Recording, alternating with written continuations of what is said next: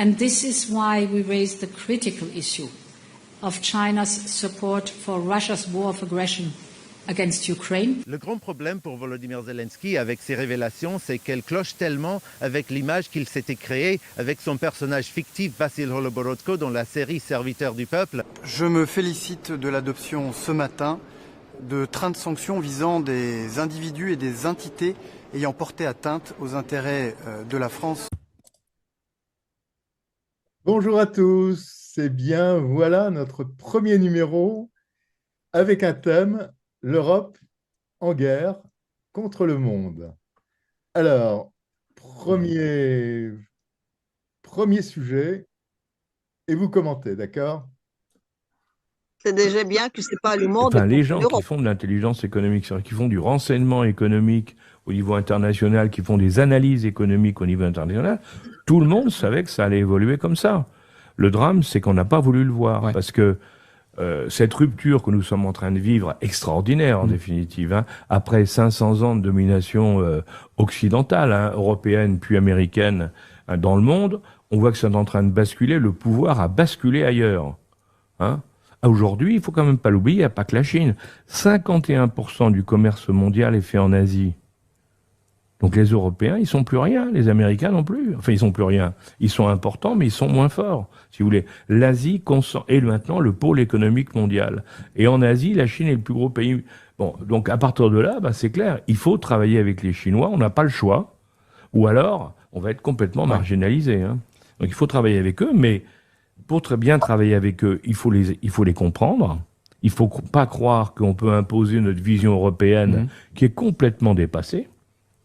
Quand j'entends les politiques européens aujourd'hui, quand je vois certaines déclarations, je me dis que vraiment on n'a rien compris. Franchement, hein. Pourquoi ? Parce qu'on est encore sur un schéma de domination occidentale. Nous sommes les meilleurs, nous sommes les plus intelligents, on est les plus capables, on vous a apporté des valeurs et tout. Non, c'est fini tout ça. Il faut arrêter. Il faut se dire maintenant, on a en face de nous un pays qui est plus gros que nous, qui va plus vite que nous, qui est mieux géré que nous. Alors, comment on peut faire pour s'insérer dans cette machine infernale pour essayer de développer des exportations vers ce pays-là ? Et on ne peut pas le faire sur n'importe quoi. Il y a des domaines, tout à l'heure je vous disais, sur les grandes technologies clés, dans la plupart d'entre elles, c'est eux qui dominent. Pour arriver à leur vendre quelque chose là-dedans, ça va être difficile. Par contre, il y a des domaines dans lesquels on est bon. Travaillons et appuyons-nous sur ce domaine dans lequel on est bon, on est en tête, on fait la course en tête, appuyons-nous là-dessus pour vendre des produits aux Chinois. Et alors, Madame von der Leyen est en Chine. Vous le saviez ? Alors, non. On l'a pas déjà viré ? on est en train, peut-être, oui, c'est vrai. Oui, il a dit qu'on a écoursé son voyage. On l'a dit gentiment de prendre l'avion et de rentrer chez elle, je crois. Mais voilà ce qu'elle avait recommandé. The European Union and China share a responsibility to uphold and reform the global trading system so we can keep it open, fair and grounded on rules. This responsibility also extends to upholding international norms, rules and institutions, and this is why we raised the critical issue of China's support for Russia's war of aggression against Ukraine. This has a direct and dangerous impact on Europe's security, and we expressed together our expectations that China would follow up on our concerns and the expectation that it would use its influence to bring Russia to accept a ceasefire, to come to the negotiation table, enter peace talks and put an end to the bloodshed. Freddy, qu'est-ce que tu en penses ? Freddy ? À nouveau en film. Je signale que Ursula Leyen, hein, c'est son surnom, Ursula Leyen, hein, elle est copain avec Zelensky parce qu'elle a fraudé tant qu'elle pouvait quand elle était au pouvoir avant d'être à l'Europe. Quand elle était ministre de la Défense, je dis ça en wallon, hein, elle a pris elle a volé l'argent de l'État allemand. Ursula. C'est pour ça que les Allemands, ça que les Allemands nous l'ont refilé.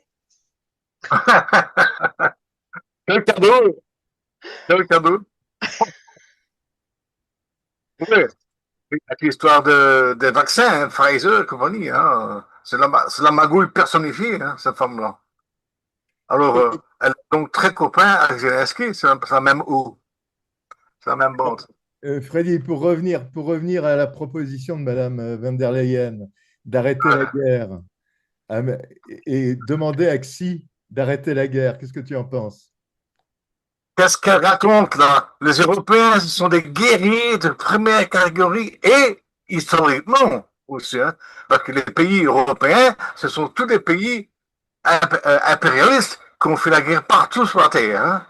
L'Europe, l'Union européenne, hein, le fondement de l'Union européenne, c'est l'impérialisme, c'est la guerre partout. Alors, et encore maintenant, c'est trop long à expliquer, mais dans les pays dits de l'Est, l'Union européenne intervient directement dans les élections pour les faire sauter, les supprimer. Hein. L'Europe, elle est interventionniste au cas où. Hein. Michel, qu'est-ce que tu en penses?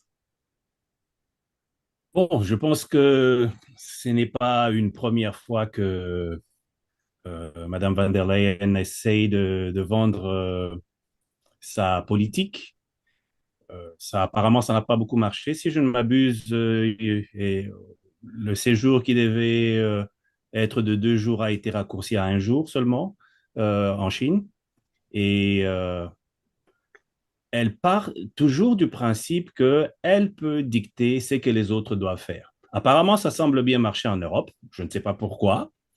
Pour quelqu'un qui n'a pas été élu, mais elle semble dicter aux nations ce que ces nations doivent faire, mais ça n'est pas le même écho qu'elle va rencontrer en Chine parce que les Chinois ont leur propre politique, leur propre intérêt, et malheureusement, le beau discours, le beau narratif de Madame van der Leyen qui ne reflète pas la réalité des faits, ne va malheureusement pas rencontrer un écho favorable parce que la Chine, je crois, c'est un peu mieux ce qui se passe et donc ne consommera pas ce qui va lui être présenté comme narratif. Dis-moi, Tatiana, qu'est-ce que tu en penses, toi, de cette histoire de demander à Poutine, via Xi, d'arrêter la guerre? Qu'est-ce que c'est, cette histoire-là? Écoute, il faut revenir déjà à ses propos quand il parle du monde érigé par des règles. C'est important, le fait de parler des règles. En septembre 2024, à l'ONU, donc, il y avait un pacte pour le futur, donc pour le meilleur futur du monde, dans lequel donc, la Russie, la Bélarussie et le Nicaragua sont opposés à ce pacte, donc, qui concerne le monde entier, donc, dans lequel ils ont fait un programme pour le futur, dans lequel les États n'existeront pas, ce sera régi par des corporations. C'est donc une monnaie unique, une identité numérique, une monnaie unique numérique avec donc tout qui sera, on va dire, défini par l'intelligence artificielle. Je dis ça, beaucoup de gens pensent que c'est un peu de complotiste, mais si vous allez donc juste taper sur Google, donc septembre 2024, le pacte pour le monde meilleur et universel, régi justement par des règles, vous avez donc tous les données dessus. C'est à ce moment-là aujourd'hui que donc la Russie s'oppose. Et l'Union européenne, elle représente un peu une structure telle que sera par la suite repartie sur le monde entier. Donc, pour les personnes qui ne sont pas élues, les personnes nommées par les corporations, et c'est comme ça que normalement, ça a été prévu. Trump a été élu à la suite de cette réunion, justement, peut-être pour détruire ce glorieux futur qu'on nous propose à tous. Encore une fois, je veux dire, ce n'est pas une version complotiste. Vous pouvez aller voir sur le site de l'ONU pour lire tout ça. Aujourd'hui, pour ce monde-là, pour le futur merveilleux, on n'aura rien, comment dire, on sera tous heureux. Ça se passe mal parce que non seulement la Russie, elle fait bloc, et elle fait bloc aussi bien avec la Chine, mais maintenant aussi avec les États-Unis, qui est un pays aussi finalement qui est prévu à être, on va dire, disparaître, tout comme tous les autres États. Et finalement, c'est à ça que l'Europe s'oppose. L'Union européenne, on va dire, l'euro-atlantiste s'oppose. Voilà. Donc, effectivement, oui, il y a une guerre entre le monde et l'Europe de ce point de vue. Je parle de l'Europe euro-atlantiste. Freddy? Pour les meilleurs mondes régis par des règles. Oui, Freddy, tu voulais ajouter quelque chose? Ben, Macron, il milite pour une Europe fédérale, hein. Donc Bien sûr, il milite pour la suppression des États-nations. Est-ce que bien c'est sûr. clair? Donc ils veulent détruire les États. Leur but final, c'est très dangereux, hein. Ça veut dire que déjà maintenant, dans nos États, nations à nous, on n'a déjà pas grand-chose à dire, mais alors dans une structure avec 500 millions d'habitants, dirigée par des gens non élus, c'est la dictature, hein. Voilà. Maryse? L'Europe, c'est un échantillon de comment sera le monde normalement, comment c'est prévu que ce soit dans, allez, d'ici 10, 15 ans. C'est le programme officiel qui était donc, on va dire, mis à l'ONU, sur la table, avec C'est 3 ce, pays opposés à qui on dit gentiment non merci. C'est c'est pas ce très qu'ils croient. encourageant, en tout cas. Oui, C'est ce qu'ils croient. Ils ont ça dans la tête, mais dans les faits, l'Europe est en train de disparaître, hein, aux yeux des oui, Russes, aux yeux des Américains, aux yeux du Sud global. L'Europe est en train de disparaître. Au point de vue économique aussi, d'ailleurs, elle disparaît. Nous sommes dans le radeau de la Méduse, en fait. Voilà. c'est vrai. Elle est en train de disparaître et le coup fatal va être porté très, très prochainement. Déjà avec la loi que Trump a réussi à voter par le Congrès aux États-Unis, en enlevant le monopole à la Réserve fédérale, on sera très mal parce que l'euro et l'Europe, en tout cas la Banque centrale européenne, son principal job, c'est de blanchir le surplus de dollars imprimés. Donc, du coup, si le dollar disparaît, on aura, comment dire, plus d'emprunts, enfin, on n'aura plus de dette. La dette, elle permet de blanchir les dollars. C'est un peu une machine, comment dire, un peu complexe, mais on sera très mal. Oui. La dette, elle sera peut-être supprimée, mais étant donné qu'il n'y a plus aucune industrie en Europe, je ne sais pas comment on va faire pour s'en sortir. Michel, qu'est-ce que tu en penses? Par rapport à la situation de l'Europe, au statut de l'Europe face au reste du monde, je pense que l'Europe a beaucoup perdu du panache qu'il avait. Il a beaucoup perdu de la réputation qu'elle avait. Elle était censée représenter une forme de moralité, une forme de pratique, etc. Et par la suite, on s'aperçoit que les donneurs de leçons ne sont pas nécessairement ceux qui pratiquent le mieux ces leçons données. Si jamais on doit reprendre une phrase biblique, on dirait faites ce que je dis, mais ne faites pas ce que je fais. Malheureusement, c'est la conclusion à laquelle c'est arrivé. C'est ainsi d'ailleurs que la parole européenne perd de plus en plus de sa portée, de sa crédibilité. On n'y croit plus. On se dit c'est juste bon pour donner des leçons qu'eux-mêmes ne suivent pas, donner des idées et des principes qu'eux-mêmes ne respectent pas. Pourquoi les autres devraient le respecter si les donneurs de leçons eux-mêmes sont les premiers à les transgresser? C'est ça, c'est le deux poids, deux mesures. Oh, c'est devenu un classique. Je pense que si jamais on devrait mettre une image par rapport à cette expression deux poids, deux mesures, je pense que l'Union européenne serait valablement représentée dessus. Elle serait en premier. En premier, oui. Et de ce point de vue, l'opération spéciale que les Russes mènent aujourd'hui en Ukraine, depuis plus de 3 ans, a montré au monde entier, en tout cas ce qu'on appelle le Sud global, vraiment cette dualité, on va dire, européenne, cette hypocrisie absolument terrible. En tout cas, quand on compare de ce qui se passe en Ukraine ou en Palestine, c'est vrai que ça fait un peu... Ça révèle vraiment, vraiment le fait qu'on peut non seulement plus faire confiance à l'Europe, mais surtout que c'est un dragon à plusieurs têtes. Aujourd'hui, c'est ça, comme tu dis, c'est la crédibilité de l'Europe qui est totalement, totalement disparue, quoi. Et on aura du mal à la récupérer. Maryse, qu'est-ce que tu en penses? Moi, je considère, peut-être à tort, hein, que l'Europe va s'écrouler d'elle-même. Bien sûr, oui.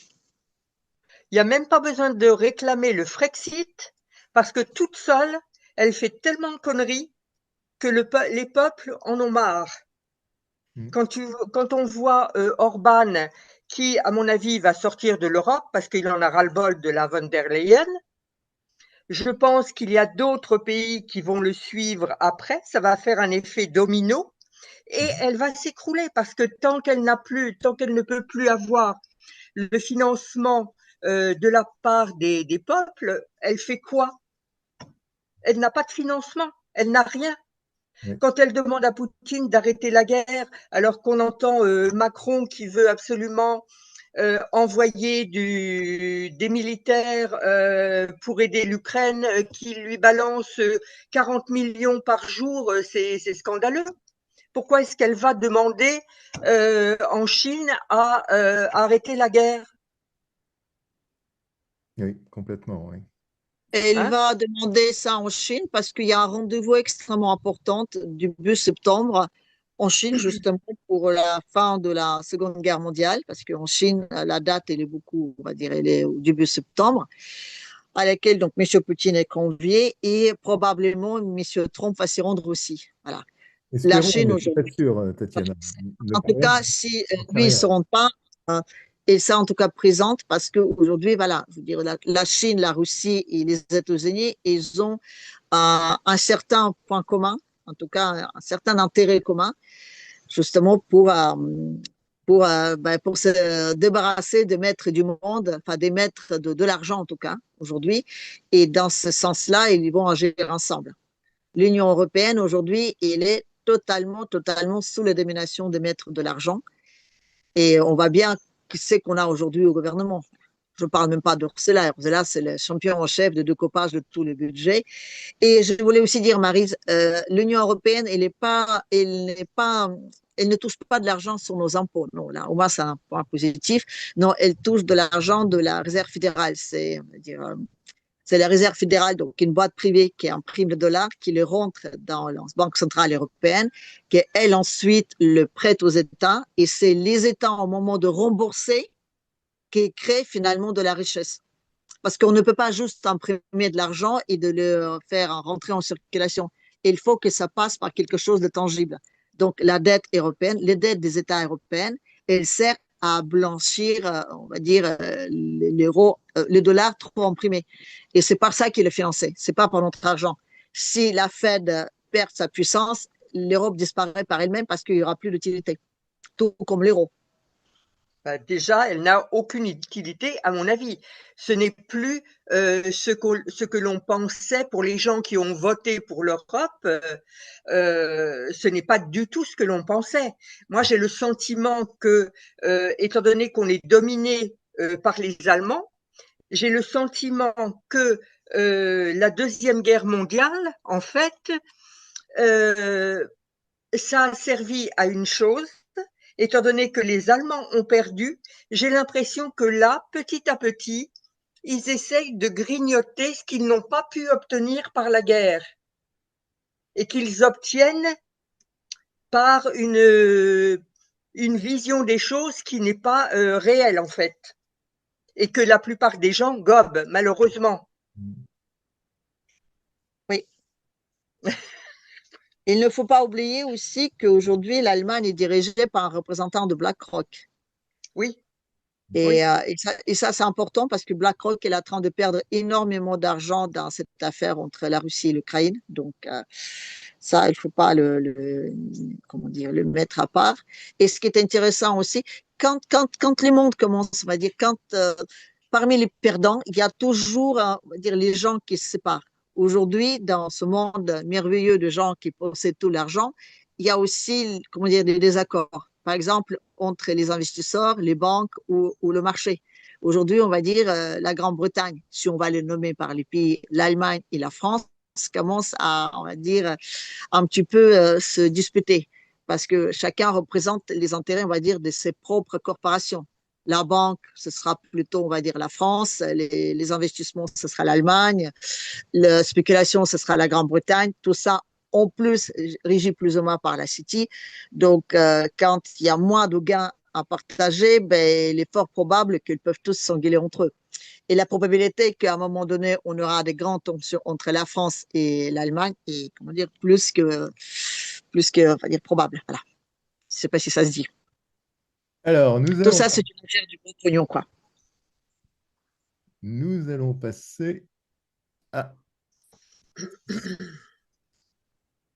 If Xi Jinping would attack Taiwan, he will first make sure that he makes a call to his very junior partner in all of this, Vladimir Vladimirovich Putin, residing in Moscow, and telling him, "Hey, I'm going to do this, and I need you to keep them busy in Europe by attacking NATO territory." That is most likely the way this will progress. Qu'est-ce que tu en penses, Michel, de cette histoire? J'aime bien le narratif où on aime présenter la Russie comme étant le petit valet de la Chine qui doit prendre ses ordres auprès du grand maître. C'est d'autant plus comique que sur le terrain, ce n'est absolument pas cela. La meilleure façon de dénigrer quelqu'un, c'est justement de présenter la personne sous une fausse image, qu'elle est inférieure, elle a tel défaut, elle a tel problème, etc., pour décrédibiliser la personne de manière à ce que lorsqu'elle voudra dire quelque chose, on ne va pas la prendre au sérieux. Et c'est vraiment cette politique-là qui est mise en place, mais malheureusement pour eux, ce narratif fonctionnait à l'époque où les informations étaient centrées par des structures bien établies, mais aujourd'hui, avec la démocratisation du multimédia où les informations peuvent maintenant venir de toutes les sources, ces genres de narratifs ne passent plus. Ça ne passe plus. Les gens savent exactement qu'il y a beaucoup de l'esbrouf dans ce qui est en train d'être dit, que sur les faits, ce n'est pas le cas. C'est clair que sur base de ce que les Européens, les Américains ont fait par rapport au non-respect du droit international, ils ont créé des précédents. Ils ne peuvent plus reprocher, par exemple, à la Russie, ils ne pourront pas reprocher à la Chine de prendre certaines mesures parce qu'ils ont créé un monstre qui maintenant se reflète contre eux. Donc, j'ai beau entendre la personne parler et donner son point de vue par rapport à cela, mais sur le terrain, les dynamiques sont complètement différentes de celles qui est présentée par ce monsieur bien imbu de lui-même. Freddy, qu'est-ce que tu penses de ce monsieur Root? Qu'est-ce que je dis? Un valet de l'Empire, hein, c'est tout. Ce type, il est là pour dégoiser la doxa. Point. Hein? On sait très bien que l'OTAN, ce sont les USA. Hein? Faut pas chipoter. Donc, lui, c'est le valet des USA. Hein? Enfin, donc, il parle pour son chef. Hein? Ça, c'est déjà un. Deux, ils ont tous la même maladie. Ce sont des impérialistes. Donc, ils méprisent les autres, mais c'est comme Michel a dit, on méprise l'autre. Oh, il est trop petit, trop faible, il ne vaut rien, tout ça. Et c'est pour ça qu'ils ont très mal analysé la Russie au moment de l'invasion de l'Ukraine. Ils ont cru qu'ils allaient laminer la Russie pour boire un coup. Et puis, finalement, c'est nous qui sommes laminés. Alors, ils sont tellement imbus de leur personne, tellement orgueilleux qu'ils ne veulent pas l'avouer. Mais les faits, eux, ils vont l'imposer. Nous sommes en train d'être ruinés. C'est pas compliqué. Voilà. Tatiana? Oui, ben écoute, c'est comment dire, diviser pour mieux régner. Voilà. En expliquant ça en russe, ça fait que les Russes ils vont se fâcher et de dire oui, c'est pas vrai, non, non, non, on n'est pas aux ordres de la Chine et tout. Mais bon, écoute, la Chine a besoin de la Russie sur plusieurs points de vue. Rien que déjà sa sortie dans la mer. Aujourd'hui, les fameuses routes de soie, comment dire, qui régnaient par terre ne sont pas encore au point. Et la Russie, s'il veut sortir, pas la Russie, la Chine, dans les mers, ne serait-ce que pour faire de la commerce, elle a qu'une seule sortie pour elle, qui est, on va dire, sans danger, c'est vers le nord, là où il y a donc la Corée du Nord, la Russie, pour passer justement et emprunter les chemins du Nord. Rien que pour ça, elle est dépendante de la Russie. Et il y a plusieurs autres points sur lesquels la Chine est dépendante de la Russie. La Russie est aussi dépendante de la Chine. Et il faut juste dire qu'aujourd'hui, la Russie, justement, en ayant tout sur place, si le monde entier se coule autour d'elle, elle pourra survivre. Peut-être pas bien, mais elle pourra survivre. La Chine, sans la Russie, il aura plus du mal. C'est un fait. Donc, ce qu'ils disent, c'est jamais, comment dire, prêcher du faux pour un peu mettre les gens dans une situation pour foutre du caca boudin, comme les petits enfants. Voilà. C'est rien d'autre. Tout ça, c'est entièrement faux. Et les Russes, en tout cas, eux, ils sont conscients de ça. Alors, nous allons passer à autre chose. Oui. Autre chose. Oui. Bonjour à tous. Je me félicite de l'adoption ce matin de trains de sanctions visant des individus et des entités ayant porté atteinte aux intérêts de la France et de l'Europe. C'est l'aboutissement de démarches que j'ai entreprises personnellement et dont je me réjouis. Nous actons ce matin à Bruxelles l'interdiction d'accès au territoire européen et le gel des avoirs pour 6 magistrats russes responsables de la criminalisation de la liberté d'expression, 16 individus russes responsables d'opérations de déstabilisation et de manœuvres informationnelles en Europe, 7 individus moldaves responsables d'opérations. Oui, bon, les pauvres quand même. Maryse, qu'est-ce que tu en penses? Je suis scandalisée, tout simplement. Je ne comprends pas, enfin si, je comprends. Je comprends toutes les implications qu'il y a dans le fait de toujours accuser les Russes. Les Russes sont responsables de tout. Moi, je ne peux que les remercier dans la mesure où, s'ils n'étaient pas intervenus en 1945, on ne parlerait pas le français, déjà. Hein, ça, c'est un fait. Maintenant, je suis scandalisée par le fait que la France veut absolument, comment dirais-je, décrédibiliser les Russes vis-à-vis de l'Ukraine, alors qu'en fait, si l'Europe a cette, comment dirais-je, envie de faire la guerre, c'est pour cacher le bilan absolument lamentable qu'ils ont depuis qu'on est dans l'Europe. Je pense que c'est ça. Et le fait de dire on va sanctionner un peu plus les Russes, non. Les Russes, ils s'en tapent royalement de ce que l'Europe peut les sanctionner. Ils n'ont pas besoin de l'Europe pour vivre. Pas du tout. Freddy, Monsieur Barrot, Jean-Noël Barrot, qu'est-ce que tu en penses, toi? Plus tu en montres de ces gens-là, plus je suis désespéré. Et alors, il vient avec sa liberté d'expression. Moi, j'habite en Belgique. Ils sont en train de sortir une loi pour réprimer les gens qui soutiennent les Palestiniens à Gaza. Donc, notamment, ça s'appelle Samidoun. C'est un groupe qui s'occupe des prisonniers là-bas. Il faut savoir que le traitement que les Israéliens infligent aux prisonniers palestiniens, c'est équivalent aux nazis en 40. Hein. C'est des tortures, des trucs inimaginables. Hein. Inimaginables. Alors, mon État démocratique va sortir une loi qui va réprimer ceux qui défendent les prisonniers palestiniens, quoi. Et après, on me parle de démocratie. Voilà.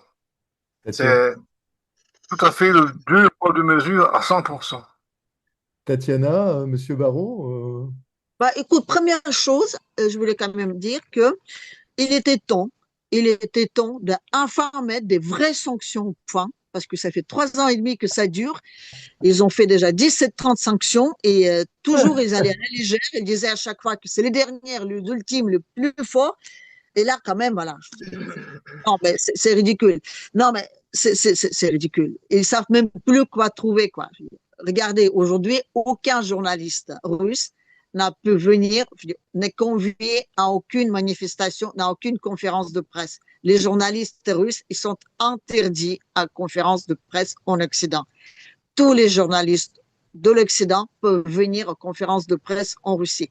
Les journalistes français peuvent se balader facilement à Moscou et d'interviewer des gens, ça ne leur pose pas de problème. À chaque fois qu'il y a des conférences de presse de Poutine, les journalistes occidentaux sont présents. Et où la liberté de la presse là-dedans? Non, mais Tatiana, ça c'est en Europe, enfin en France en particulier. Mais par exemple, au Canada, il y a des journalistes, aux États-Unis, il y a des journalistes russes qui se baladent quand même. Là, on parle des Pas transactions européennes. On parle de transactions européennes. Pardon. Mais ce qui est intéressant, c'est que l'Europe aujourd'hui, elle n'a rien d'autre. Mais s'il arrête ces sanctions, Philippe, il faudra qu'il rende le pognon des avoirs. Et qui sait est-ce qu'il est toujours là, ce pognon? Quand ils ont démarré tout ça, ils étaient persuadés que la Russie va perdre. Qui te dit que ce pognon est toujours là? Ils n'ont pas le choix, ils doivent continuer, quoi. C'est vrai que c'est triste à voir. Ils s'enlisent plus en plus dans leur médiocrité et ils sont en train de serrer eux-mêmes le cou, la corde de leur propre cou, mais ils ne peuvent pas faire autrement. Ils n'ont plus le pognon à rendre. Donc, ils sont obligés de le faire. C'est comme ça. Voilà, je dis, écoute, c'est triste, c'est juste triste, mais bon, c'est pitoyable. Et les Russes, oui, ça en fait rire. Ce qui est dommage dans tout ça, c'est le fait que l'Union européenne ne semble pas avoir remarqué que les choses ont changé. Il y avait, à l'époque, quand ils ont commencé les pénalités, les sanctions contre la Russie, je me souviens encore de ce ministre qui passait, nous avons pris des mesures radicales, nous allons mettre l'économie de la Russie par terre, etc. À genoux. Je pense qu'ils n'ont pas peut-être regardé sous quel angle l'économie allait être par terre. C'est peut-être vu de haut ou vu de bas. En tout cas, ce n'était pas ce qui a semblé marcher. Ils le faisaient parce qu'ils étaient une caisse de résonance de la politique américaine. Et l'Amérique voulait tout faire pour qu'ils puissent neutraliser la Russie. Il y a ce vieux projet qui existe où il faudrait démembrer carrément la Russie en plusieurs petites républiques. Comme ça sera beaucoup plus facile à gérer et tout. Et les Européens sont restés sur cette logique-là. La politique a changé, mais eux ont du mal à se défaire de ce rythme qu'ils ont pris et ils continuent encore et encore à mettre en place des politiques qui, au final, se retournent contre l'Union européenne, contre les pays, les habitants de l'Union européenne et qui causent plus du tort à l'Union européenne qu'à la cible initiale, la Russie. Je regarde les reportages sur la vie en Russie, etc. Les gens ne sont pas aussi affamés qu'on voudrait les présenter par LCI ou bien l'autre, la BFM TV, etc. et tout. Il y a ce fait que l'Europe, à force de toujours vouloir être à la queue d'une certaine direction, a fini par être complètement déconnecté et se retrouve comme un wagon seul sur un rail, sans locomotive, et qui continue à croire qu'il fait partie d'un convoi. Et malheureusement, ça ne donne pas des résultats concrets. Moi, je dirais que M. Barrot, il est complètement barré avec ces nouvelles politiques qui ne viennent apporter rien de plus. Et ce qui me choque aussi, c'est le fait que je vois cette virulence vis-à-vis, par exemple, de la Russie et absolument cette apathie vis-à-vis de ce qui se passe en Palestine. On a parlé de 2 poids, 2 mesures. On en a de plus en plus une illustration. Si jamais l'Union européenne ne s'est pas restée droite dans ses bottes dans toutes les situations, elle perdra automatiquement tout crédit, toute crédibilité. Et ça ne me surprend pas que les gens écoutent de moins en moins l'Europe. L'Europe attire de moins en moins. Je vois l'Afrique, l'Asie, les Amériques, ils ont de moins en moins d'intérêt vis-à-vis de l'Europe. Il fut un temps, quelques dizaines ou vingtaines d'années, où l'Europe, c'était vraiment la référence. Aujourd'hui, c'est devenu un terrain à éviter. Hmm. C'est triste. Tatiana, toi qui vas souvent en Russie, les sanctions, ça a touché quelqu'un? Non. Bon, moi, sur ma chaîne, de temps en temps, j'aimais les visites dans les supermarchés russes. Vous allez voir, c'est parfois quand je fais quelques courses à Paris, j'ai dit, ah, je veux être à Moscou. J'en trouve plus rien. Non, non, non, voilà. Vous pouvez aller voir de temps en temps, quand je suis à Moscou, je fais des petits vidéos juste pour montrer comment ça se passe. Après, vous allez me dire que c'est à Moscou, mais bon, je dis, c'est en périphérie de Moscou. Donc, je vais, comment dire, dans les supermarchés de ce qu'on appelle les quartiers dortoirs. Et je vous assure qu'on vit sacrément mieux aujourd'hui en Russie qu'en France, en tout cas à Paris, voilà, parce que je compare les deux capitales. Sinon, je voulais juste rajouter une petite remarque. Euh, Michel, quand tu dis les États-Unis, que l'Europe, elle suit la politique américaine, c'est pas vraiment la politique américaine, c'est, on va dire, je dirais même pas des démocrates, c'est plutôt, on va dire, les politiques de mettre de l'argent, enfin, je dirais, ceux qui possèdent un petit peu le monde entier aujourd'hui, donc que ce soit les banques, que ce soit donc les investissements et autres, c'est les corporations, donc c'est cela qu'il suit. Et aujourd'hui, tout simplement, elle n'a pas le choix de faire autrement. S'il ne le fait pas, dire c'est non seulement donc non seulement leur comment dire c'est non seulement leur carrière comment dire et leur poste ils risquent carrément leur vie quoi ils risquent carrément la prison donc ils vont continuer jusqu'au bout peu importe parce qu'ils essayent toujours de faire quelque chose et elles peuvent y arriver parce que regardez là on a d'autres fronts qui vont s'ouvrir donc à Azerbaïdjan avec l'Arménie donc autour de la Russie il y a la banque centrale russe qui nuit énormément donc, à l'économie russe. Il y a plein d'autres choses. Je veux dire, s'il pense qu'il peut agir encore comme ça, ce qu'elle pense qu'il peut encore gagner. Et ça, il ne faut pas oublier. Je veux dire, les choses sont beaucoup moins simples telles qu'on le croit. Il n'y a pas que l'Ukraine qui est utilisée contre la Russie, il y a plein d'autres choses. Donc, c'est pas si simple. Et l'économie russe aujourd'hui, c'est pas si évident que ça. Justement, avec le taux d'intérêt que la centrale banque propose aujourd'hui, qui frôle les 30%, je répète bien 30%, il y a énormément d'entreprises aujourd'hui qui sont dans l'obligation licencier alors qu'il y a déjà un chômage, comment dire, négatif, tout simplement parce qu'ils ne s'en sortent pas. Donc, comment dire, c'est pas, la Russie n'a pas encore gagné. Et là, je ne pense pas qu'il va perdre, mais les choses sont beaucoup plus complexes que ça. Et si l'Europe, elle peut se permettre d'agir comme ça, c'est qu'elle a encore des cartes dans son jeu. Voilà. En fait, c'est que je voulais dire par L'Europe, rapport à... je ne parle pas des pays, bien sûr, je parle de Je cette comprends tout à fait. atlantiste qui essaie de prendre le pouvoir mondial. En fait, c'est que je voulais aussi souligner ici, par là, en parlant de caisse de résonance, c'est qu'il y avait une certaine politique qui avait été appliquée au niveau des États-Unis et que l'Europe suivait, puisque les États-Unis allaient dans une certaine direction. Ils ont pris une autre tournure. L'Europe reste dans cette logique initiale et ils doivent bien sûr rester dans cette politique-là. Mais le seul problème, c'est que l'Europe n'a plus le statut et les composantes qu'elle disposait à l'époque. Aujourd'hui, je dirais le combat de l'Europe contre la Russie, ça serait, pour reprendre un proverbe belge qui ferait plaisir à Freddy, c'est le combat de la cruche de fer et de la cruche en terre. Mm.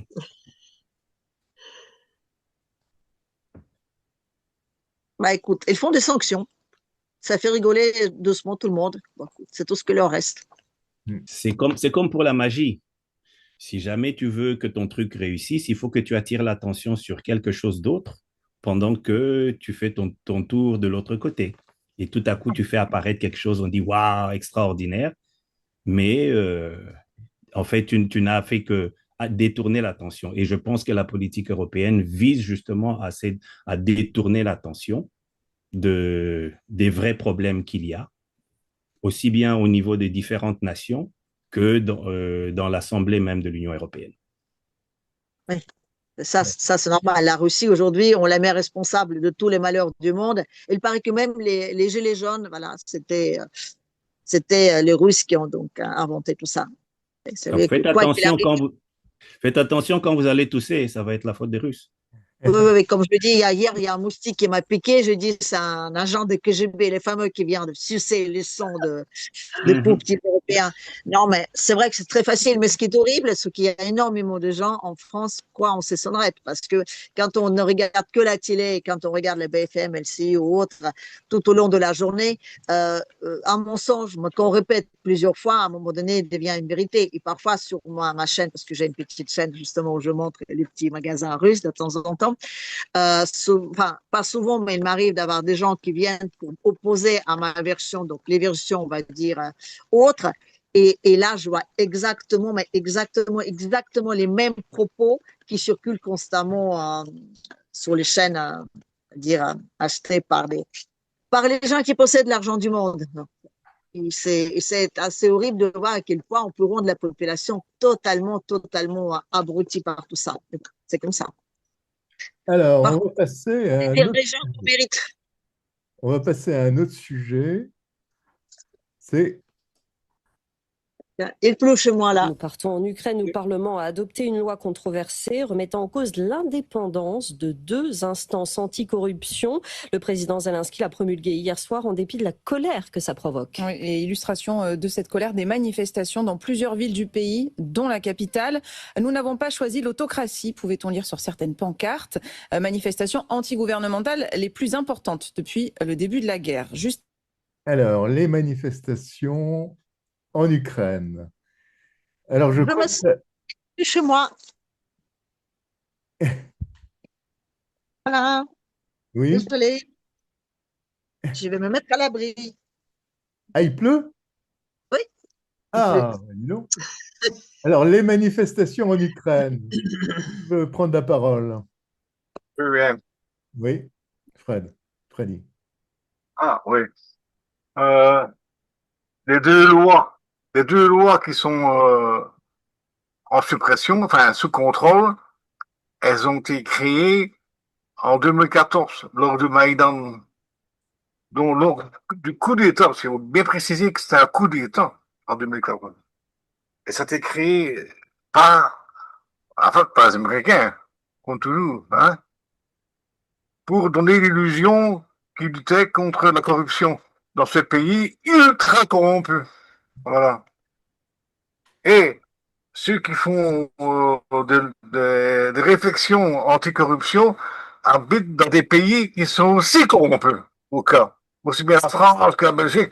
À tous les étages, la corruption. Alors, bien sûr, en Ukraine, c'est le champion. OK. Mais chez nous aussi, hein, la corruption, ça vaut le bon. Ah, excuse-moi, hein. Ça fait partie du système, en fait. Ça vit là-dessus, hein. Ça vit sur la tricherie, le vol, voilà quoi. Mais dans cette affaire-là, ce sont les peuples qui payent. Nous payons. Et alors, oui, tantôt je voulais le dire, mais je le dis maintenant, on a l'air de mettre sur le côté Trump. Mais c'est la pièce maîtresse, ce mec, hein. C'est la pièce maîtresse dans le drôle de théâtre dans lequel on est, hein. C'est lui, hein, qui tire les ficelles de tous les sens. Il a entubé, c'est une expression qui permet de ne pas dire enculé, excuse-moi.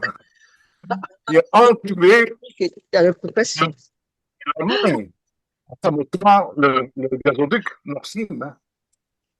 Et la soumission de l'Allemagne est telle qu'ils n'ont rien osé dire, alors qu'il était en train de sacrifier l'économie et de mettre le pays en récession. C'est extraordinaire. Le niveau de soumission, c'est extraordinaire. Voilà. La seule chose qui peut nous sauver, ce sont les BRICS, le Sud global, qui lui se fout pas mal de l'Europe et de tout ça, et va passer au-dessus. Et alors, on va essayer de rapprocher le wagon, si c'est possible. on va implorer, est-ce que vous voulez bien nous prendre, hein? Parce que Trump, lui, l'Union européenne, c'est la pompe africaine. Le reste, il n'en a rien à cirer. Hein? C'est clair et net. Hein? Lui, l'Europe, il n'en a rien à cirer. Tatiana, Oui, qu'est-ce que tu en penses? j'ai- Je crois que tu as un avis là-dessus. alors du coup, on avait parlé plus vaguement tout à l'heure dans notre revue de presse, donc des médias russes. On a abordé ce sujet avec plus de détails, mais je voulais quand même aussi préciser de quoi il s'agit quand on parle de cette institution donc, qui était fermée. Alors, on dit oui, ben, c'est genre une institution anticorruptionnelle. Donc, oh là là, c'est scandaleux. Vous savez que dans le monde, il n'existe que deux pays dans lesquels il y a ce principe de deux, on va dire, institutions de justice complètement parallèles et indépendantes. Donc, il y a une justice officielle, donc avec le procureur de la République, avec des juges, et vous avez donc une autre institution, soi-disant, donc, qui lutte contre les corruptions, aussi avec un procureur et avec des juges. Et cette institution-là, donc, qui ne dépend pas de l'État, qui ne dépend de personne, qui donc était fondée par l'Union européenne, enfin par l'Occident en l'occurrence. À l'époque, c'était donc les Américains, mais aujourd'hui, il est il est sous le chipotage de l'Union européenne. Et c'est par cette institution-là, finalement, que se passe, vous allez en rire, mais c'est un circuit de corruptionnel donc, entre l'Ukraine et l'Europe. Aujourd'hui, il y a un problème de choix partagé. Moi, il y avait 150 milliards qui étaient donnés à l'Europe pour l'Ukraine. L'Europe, aujourd'hui, elle refuse de filer cet argent-là à l'Ukraine. Zelensky dit, si c'est comme ça, je ferme la boîte finalement qui vous file du pognon depuis toutes ces années-là, parce que l'Ukraine, c'est quand même un bon mangeoire pour tous ces messieurs dames en Europe. Et les autres, ils les ont organisé un Maïdan pour dire, mon coco, crois pas tout puissant, on peut appuyer sur le bouton et tu sautes. Donc, du coup, il a changé la loi très rapidement pour dire non, non, non, je reviens en arrière. Mais ce qui est drôle dans tout ça, c'est que les gens qui manifestent dans la rue, avec leurs jolis petits cartons, tous limite, je veux dire, sortis de même usine, ils ne manifestent pas pour les problèmes de guerre, pour les problèmes de droits humains qui sont complètement bafoués par le fait que les frontières sont fermées, par le fait qu'on attrape les gens dans le rue qu'on met sur le front, par le fait qu'on a supprimé toutes les aides sociales, par le fait que l'État est totalement, je dirais, ruiné. Non, ils manifestent par le fait qu'on a fermé une institution indépendante qui n'appartient même pas à l'État, à personne, qui le lien entre donc l'Ukraine et entre guillemets l'Occident, qui permet justement ce transfert du pouvoir. Les gens, ils savent même pas ce que c'est comme un organisme contre lesquels, pour les fermetures desquelles ils manifestent aujourd'hui. Ils ne sont même pas au courant. Et il y a beaucoup d'autres choses pour lesquelles on peut manifester. Mais ils ne manifestent que pour ça. Donc là, c'est vraiment, je veux dire, c'est une histoire de chantage entre, aujourd'hui en tout cas, l'Ukraine et l'Union européenne, mais je dis gros comme une trottinette. Voilà. C'est encore une fois. Et toi, Michel, comment vous voyez ça au Canada? Bon, il est vrai que on voit le reportage sur ces personnes qui sont en train de manifester et je ne sais pas si jamais ce n'est pas quelque chose qui est fait à dessein parce que ça va en rapport avec un certain narratif. Je suis convaincu que il y a eu d'autres manifestations où des gens protestaient sur le fait que, bon, on commençait à attraper des gens en cours de route. Je pense qu'il y avait des manifestations, mais la seule chose, pourquoi on nous parle de ceci et pas des autres, c'est parce que ce point-là particulier est dans les intérêts directs de l'Occident. Donc, comme ça va en rapport avec ce qui est présenté, j'ai suivi Madame van der Leyen dire que non, on va dans la mauvaise direction, etc. Déjà que je trouve qu'elle a un certain culot de donner des leçons alors que elle-même, elle devrait plutôt en recevoir et d'État. Donc, il y a ça. Mais je pense que par rapport à cela, il est important qu'il ait une forme d'autonomie où on peut aller à l'encontre de toutes les formes de corruption. Il faut les combattre. C'est bien qu'il ait des structures qui veuillent combattre cela. Je pense que là, pour le moment, la politique, c'est vraiment d'essayer de moins mettre l'accent sur cet aspect-là, parce que je pense que d'une part, le président ukrainien, sentant sa mort politique prochaine arriver, a intérêt à se ménager quelque chose. Souvenez-vous, il y a eu ces genres de reportages où on a dit, tiens, on a envoyé, je ne me souviens plus si c'était 100 millions ou 200 millions, et ils disent que nous, en fait, on reconnaît avoir reçu seulement une partie de la somme et l'autre partie a disparu. Souvenez-vous que le président Volodymyr était dans la liste de Panama Papers. Oui. Donc, il y a des structures qui sont là. Les personnes qu'on a cherché à sanctionner sont des personnes qui sont dans l'entourage du président actuel. Donc, il essaiera de se préparer un peu son bas de laine pour le cas où sa mort politique interviendrait, et ça serait alors la fin des haricots. Donc, il doit faire quelque chose dans ce sens-là. Les gens vont parler par rapport à ça, mais je pense que ça serait plus en rapport avec le narratif qu'on veut nous présenter. Je suis convaincu qu'ils sont en train de parler, les Ukrainiens manifestent pour d'autres choses, seulement on ne met pas des caméras là-dessus pour montrer ce pourquoi ils sont en train de manifester, parce que ça va à l'encontre du narratif occidental qui est là pour le moment. Donc, que les gens s'expriment, c'est une bonne chose, mais il faut voir aussi entre ce qui est présenté et le fond même du problème, qui est le problème de la corruption. Et ce problème-là de corruption, il est beaucoup plus profond qu'on voudrait le croire et le penser. Mais alors, Michel, Tatiana, excusez-moi, mais je voulais dire quand même que, en parlant des autres manifestations, il n'y a pas de manifestations en Ukraine et toutes les manifestations sont extrêmement sévèrement punies. Contre cette manifestation-là, il n'y a rien, il n'y a aucune punition. Tout simplement parce que les Ukrainiens, enfin les autorités ukrainiennes, elles savent très bien par qui cette manifestation est organisée. Ici, Madame Vardalienne, là, Ursula, donc ma jumelle maléfique là, s'il est en train de monter sur ses grands chevaux, c'est tout simplement que, encore une fois, cette structure était justement une passerelle corruptionnelle entre l'Ukraine et l'Union européenne. En gros, en fermant cette structure, on a coupé le robinet d'arrivée du pognon vers l'Union européenne. Et c'était un petit chantage que Zelensky a fait par rapport à l'Union européenne, qui a refusé d'envoyer l'argent de la dernière, donc 150 milliards qui était prévu pour ça. Et on organise ce Maïdan pour un peu mettre, on va dire, Zelensky, enfin, c'est, comment dire, c'est pour lui montrer que si on a envie de se débarrasser de lui, on peut le faire. Dans cette organisation de ce Maïdan, tu as donc Klitschko, qui est donc le maire de Kiev, qui rêve de prendre la place d'Ermak. Donc Ermak, c'est vraiment la tête pensante de ce gouvernement extrêmement corruptionnel. Et je veux dire, tout ça, c'est vraiment les affaires internes de partage du pognon dans lesquelles cette structure-là, elle avait donc un rôle d'une passerelle. Le peuple qui manifeste, et d'ailleurs vous allez voir comment il manifeste, je veux dire, tous avec les mêmes pancartes, il n'y a pas une vraie...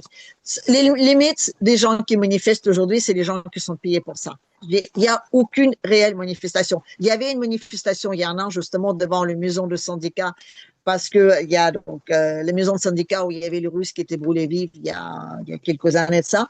Donc on a voulu installer déjà des restaurants un peu bordel, on va dire, des sex shops, les restaurants, on va dire, avec des filles qui dansent aux étages et en sous-sol un grand, donc comment on appelle ça, un casino, enfin on peut jouer. Et il y a des gens qui ont manifesté parce qu'ils ont dit que non, c'est pas possible, la maison de syndicat ne peut pas servir à un bordel, quoi. Mais cette manifestation-là, elle était très vite, on va dire, supprimée. Cette manifestation qu'on voit aujourd'hui, elle paraît trop pacifique et les autorités ukrainiennes, vis-à-vis de cette manifestation, se tiennent vraiment au carreau. C'est une manifestation qui est organisée par les Occidentaux, pour justement mettre Zelensky en garde. Voilà. Ce n'est que ça. Et c'est pour ça, d'ailleurs, pour déstabiliser peut-être Zelensky, tout simplement. Non, pour les mettre en garde, de dire, non, mon coco, tu te tiens tranquille, tu n'as pas, je veux dire, tu es un exécutant, tu n'es pas quelqu'un qui décide, tu n'as pas le droit de décider. Voilà. Donc. Maryse, qu'est-ce que tu en penses de ces Oui, mais moi, je vais être très prudente parce qu'effectivement, je ne connais pas la raison pour laquelle ces gens manifestent et la raison pour laquelle on nous montre ces photos. J'aurais tendance à être d'accord avec Mike pour dire qu'il y a une raison qui est cachée, que c'est peut-être voulu qu'on nous montre ces gens qui manifestent. Moi, je m'étonne qu'ils ne manifestent pas parce que leur président n'est plus président déjà. Depuis 1 an, il n'a plus de mandat. Même plus d'un Donc an. déjà, ils auraient dû, depuis cette époque-là, ils auraient dû manifester. Ouais. Bon, maintenant, comme je te dis, je n'ai pas de... je connais assez mal ce qui se passe en interne. Je ne vois pas, j'aurais peur de dire des bêtises si... mais je pense qu'il y a des raisons cachées, effectivement. Tu as tout à fait raison, Marie. Ils ont suffisamment de raisons pour manifester, rien que par le fait déjà que le pays est fermé, qu'il n'y a aucun respect de la vie humaine, que le président, tout comme le Parlement, ne sont plus légitimes, par le fait que l'Ukraine était totalement vendue à l'Occident et que plus rien n'appartient à son peuple, par le fait qu'on a supprimé les retraites, qu'on a supprimé toutes les aides sociales, par le fait qu'on est en train de justement rouler les gens, et par les impôts qui sont absolument gigantesques. Il y a beaucoup, beaucoup de choses pour lesquelles les Ukrainiens peuvent sortir dans la rue. Pour cela, ils ne sortent pas. Je dis, même s'ils s'autorisent, donc il y avait là les TTK, donc ça veut dire les boîtes de recrutement qui étaient bombardées par des Russes, c'est pareil que c'est les Ukrainiens qui ont indiqué, donc donné les coordonnées pour que ce soit bombardé, et il y en avait d'autres qui ont liké. Les Ukrainiens qui ont simplement liké les postes dans lesquels on a monté les bombardements de TTK étaient arrêtés. La police leur a rendu visite. Donc il y a vraiment, je veux dire, on opprime vraiment, vraiment presque tout. C'est pour ça qu'il y a pas de manifestation pour d'autres raisons. Cette manifestation-là, elle est non seulement, on va dire, je suis sûr que les Ukrainiens ne savent même pas pourquoi elle manifeste. Et d'ailleurs, on ne nous explique pas en Europe pourquoi. Cette structure-là, je veux dire, il n'y a que 2 pays qui l'ont. C'est la Roumanie et l'Ukraine. Personne d'autre. Et donc là, ils manifestent pour ça. Et ça se passe hyper gentiment. On ne voit pas un seul policier dans un pays où le peuple est reprimé pour le fait même de liker les faits qu'on est en train de bombarder donc les boîtes de recrutement, là, c'est limite, je veux dire, c'est spécifique. Et d'autant plus, oui, effectivement, le fait qu'on ne le montre comme ça, c'est plus qu'étrange. Jusque-là, on n'a jamais parlé, je veux dire, tout le monde sait qu'il y a une corruption énorme là-bas. Dans un pays avec autant de corruption, il ne peut pas exister une société qui ne sera pas corrompue. D'autant plus qu'ils gèrent justement les corruptions. C'est pas possible, quoi. Et surtout, une société qui était fondée et restée sous la gouvernance pendant des années, donc d'abord des démocrates, maintenant de l'Union européenne. Donc, encore une fois, je veux dire, on nous raconte vraiment de n'importe quoi. Alors, nous allons aller au Parlement européen. Trump, il a dit quoi aux Congolais? Il a dit, si vous voulez la paix, va falloir me filer vos richesses. Donc il impose un deal aux Congolais qui lui offre le contrôle des minerais. C'est ce qu'on appelle du racket, tout simplement. Parce que d'abord, l'Occident, l'Europe aussi d'ailleurs, a sponsorisé le Rwanda, les rebelles, la guerre à l'Est, pour piller les minerais du Congo. Et ensuite, ils viennent proposer la paix des voleurs et même ramener des mercenaires américains pour contrôler les mines des Congolais. En Ukraine, effectivement, ils font pareil. C'est, vous voulez un soutien? Écoutez, vous allez nous céder vos matières premières, au Moyen-Orient aussi d'ailleurs. de la Libye à l'Iran, passant par l'Irak, chaque pays, tout pays qui veut contrôler son gaz et son pétrole se fait attaquer, se fait bombarder. Même les Palestiniens aujourd'hui se font dégager pour avoir un accès pour voler justement leur gaz. C'est ça l'impérialisme. On le sait très bien, l'Afrique n'est pas pauvre, l'Afrique est appauvrie. Et cela crée aujourd'hui de la colère. Et si l'Europe ne change pas d'approche, nous serons chassés avec le goudron et la plume par les Congolais, par les Africains. Et c'est là où il y a une responsabilité de ne plus suivre cette politique impérialiste que nous avons suivie en soutenant les rebelles, le Rwanda et d'autres impérialistes comme les États-Unis. Michel, alors, que fait l'Union européenne au Congo? Rien. Rien. À part le fait qu'ils ont signé des contrats avec le Rwanda pour l'acquisition des minéraux rares, minéraux qui ne sont pas disponibles au Rwanda, et que, étrangement, l'Union européenne était disposée à acheter chez le Rwanda. Donc, pour ainsi dire, légaliser et cautionner ainsi, c'est que le pillage qui se faisait à l'est du Congo. L'Union européenne, à un moment, quand on a commencé à un peu trop parler là-dessus, a réagi à un moment en disant « nous allons revoir cela ». C'est resté au stade de la révision. Rien n'a été changé sur le contrat qui a été signé. L'Union européenne est là pour donner des conseils, il faudra faire ceci, il faudrait que vous puissiez vous discuter entre vous, etc. Mais ce n'est pas exactement ce qu'ils sont en train de dire ailleurs. Donc, l'Union européenne n'est plus crédible en Afrique, n'est plus crédible au Congo, en dépit des beaux discours qu'ils peuvent avoir. Donc, M. Botenga qui est en train justement de montrer le discours superficiel de l'Union européenne par rapport au Congo, ben, c'est quelque chose qui va un peu consoler les Congolais parce que la situation de la guerre du Congo, qui dure déjà plus de 30 ans, est une situation connue et pourtant gardée dans le silence au détriment des vies qui meurent, des âmes qui sont, des personnes qui sont déplacées, des vies qui sont complètement détruites. Il y a un moment, l'Est du Congo, c'était la capitale du viol parce qu'on y violait des quantités astronomiques des femmes, on tuait des enfants, etc. Bon, l'Union européenne savait cela, mais a décidé de botter en touche et de regarder ailleurs. Donc, l'Union européenne, au Congo, c'est un chapitre qui n'a pas de raison d'être. Il n'y a rien.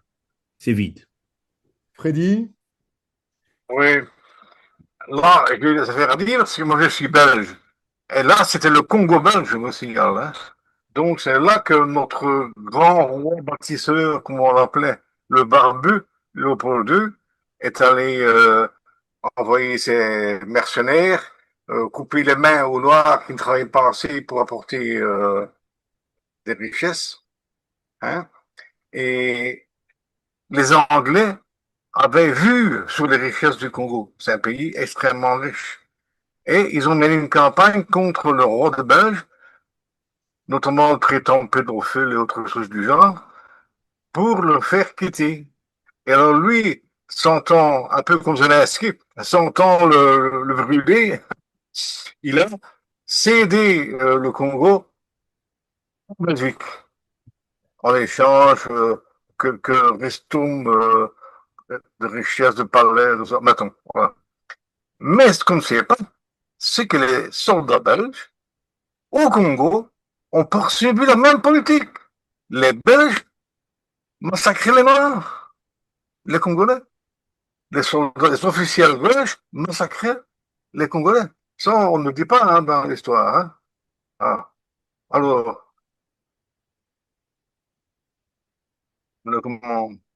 Oui, ce que je veux dire, les dirigeants européens de l'Union européenne, pas des autres, de l'Union européenne, il faut savoir, cette image, mais ils ont tous un casque colonial vissé à la tête. Hein. Ils ont tous un casse colonial. Ils raisonnent toujours avec ça. Donc, le pillage du Congo chez eux, c'est normal, quoi. C'est normal. Pourquoi les droits de l'homme? Alors, il y a tellement de richesses à prendre. Faire travailler les enfants dans les mines sans sécurité, alors, ça rapporte, hein. Voilà. Donc, nous sommes l'Union européenne est un conglomérat d'impérialistes dont l'exploitation du peuple, ils n'en ont rien à cirer, hein. Et ça arrive maintenant en local, chez nous. Donc, je parle de la France, la Belgique, tout ça. Chez nous, l'exploitation est en train de prendre un degré important parce que le pays est en ruine et ils prennent des mesures budgétaires, notamment pour défendre, soi-disant, l'Ukraine. Et le peuple, moi je vois ça en Belgique, est en train de s'appauvrir grandement, hein, grandement. D'ailleurs, le 14 octobre, il y a une grosse manif à Bruxelles. Je suppose qu'on en fera une grève générale. Voilà, à suivre. Freddy, t'es UPTB, toi, non? Non, Ah non, non. j'ai été longtemps. J'y étais. Maintenant, je suis indépendant. Communiste. Encore communiste. Un ancien soviétique, quoi. Un ancien russe, quoi. Tatiana, est-ce Bon, juste une petite comment dire, anecdote pas très drôle. Dans les années 30 des années du siècle passé, en Belgique, on pourrait aller visiter, enfin, voir des petits noirs dans les cages, dans les zoos, voilà, à Bruxelles. C'était, on va dire, traité effectivement comme des animaux. Vous avez donc, dans leur état naturel, des familles de petits Africains qui étaient donc visitées par la population, je veux dire, snob de Bruxelles. Voilà, c'est juste comment dire, une petite parenthèse. Sinon, donc, je vais revenir à mon point de vue un peu terre à terre comme d'habitude.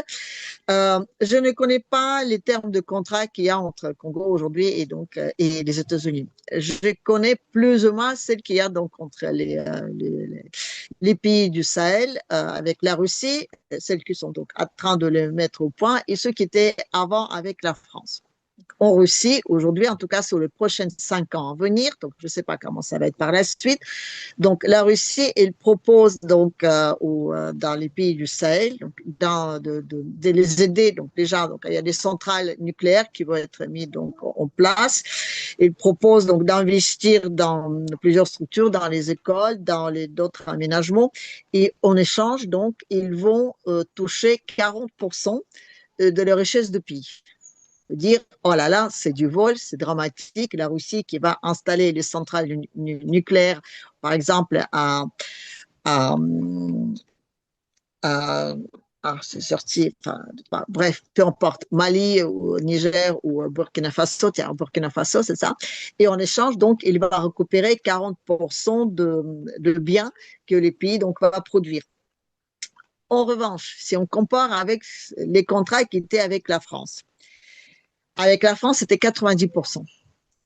Donc aujourd'hui, les pays du Sahel, en rentrant donc en échange avec les Russes, vont le renverser à la Russie 40% de leurs biens.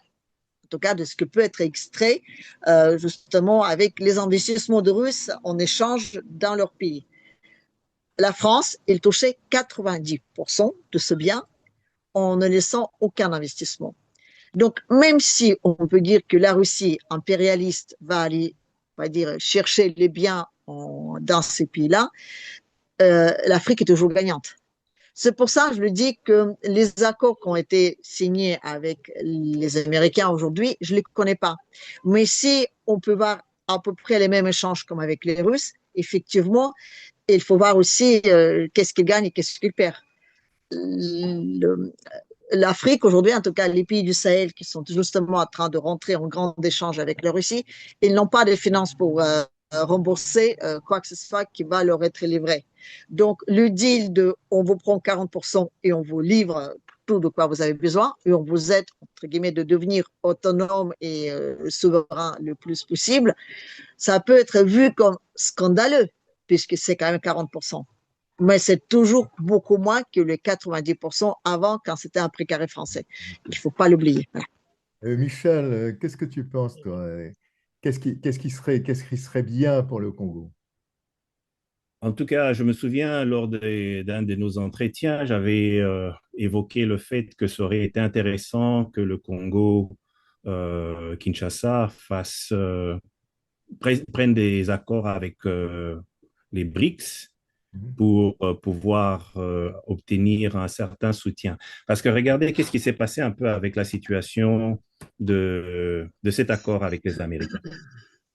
Les Congolais ont contacté les Américains pour dire, écoutez, on a besoin que vous puissiez venir nous aider à sécuriser la zone en question.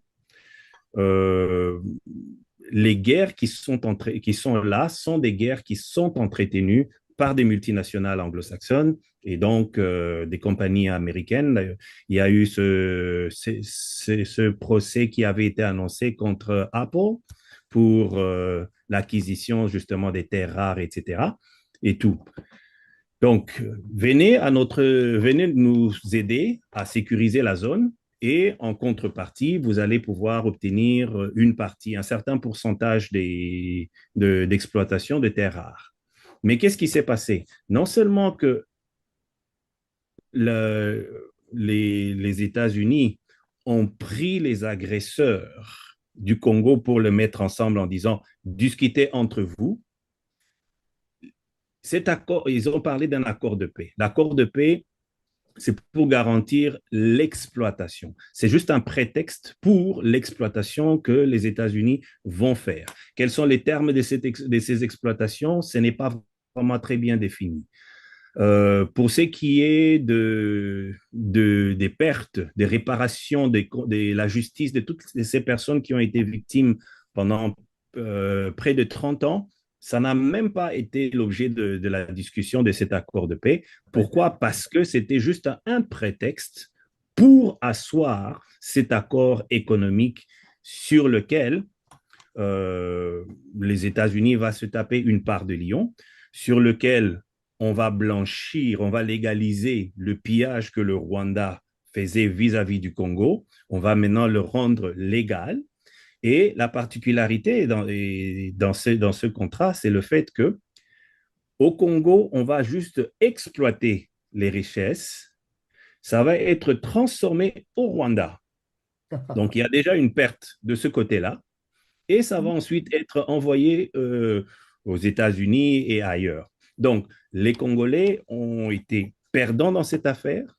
Et je comprends que pour des gens qui ont vécu pendant 30 ans dans la guerre, qui aspirent à la paix, n'importe quelle solution serait intéressante, serait un plus, mais le contrat actuel, l'accord actuel, ça ne vise vraiment pas la paix, ça vise plutôt l'hégémonie de terres rares que les Américains recherchent, parce que 90% des exploitations des terres rares, ce sont les Chinois qui en ont le monopole. Et aujourd'hui, on ne peut pas fabriquer des missiles, on ne peut pas fabriquer des fusées, on ne peut pas fabriquer beaucoup de matériaux de guerre sans ces terres rares, sans ces composantes, sans le cobalt et autres. Donc, ils doivent acquérir des droits sur cela.